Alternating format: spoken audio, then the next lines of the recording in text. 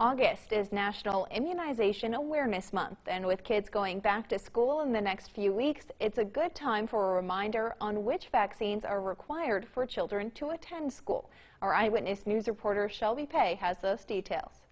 If your child is not up to date on all required vaccines, they will not be allowed to attend schools in New York State, such as public, private, and religious schools, pre-K, and daycare, unless they have a valid medical exemption. Proof of the child's up-to-date vaccination records is also required within 14 days of the first day of school or daycare. If the child is not up to date for any reason, they can still attend school, but must prove that they plan to receive the first dose of the required vaccinations within the first 14 days and will receive follow-up doses when appropriate. It is extremely important to ensure that all adults and children alike are up to date on their vaccines.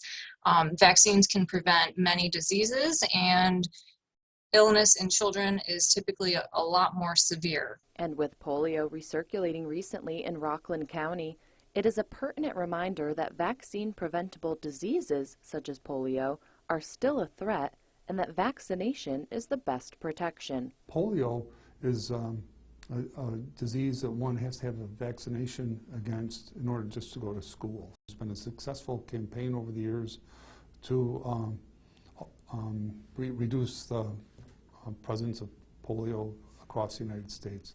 Other vaccines that are required for daycare, pre-K, and school attendance in New York State include the DTaP or Tdap vaccine, the hepatitis B vaccine, measles, mumps, and rubella vaccine, and the polio and chickenpox vaccines.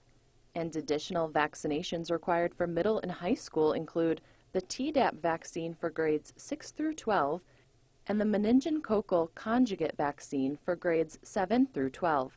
And finally, additional vaccines required for daycare and pre-K are HIB and the PCV vaccines. If you have any questions, you can check out the New York State Department of Health's website to view their list of common vaccine questions and answers and for a full list of vaccination clinics in your area. And the first day of school is sneaking up quicker than you'd think, so health officials recommend booking your appointments sooner than later. Reporting in the Mohawk Valley, I'm Shelby Pay, Eyewitness News. Now,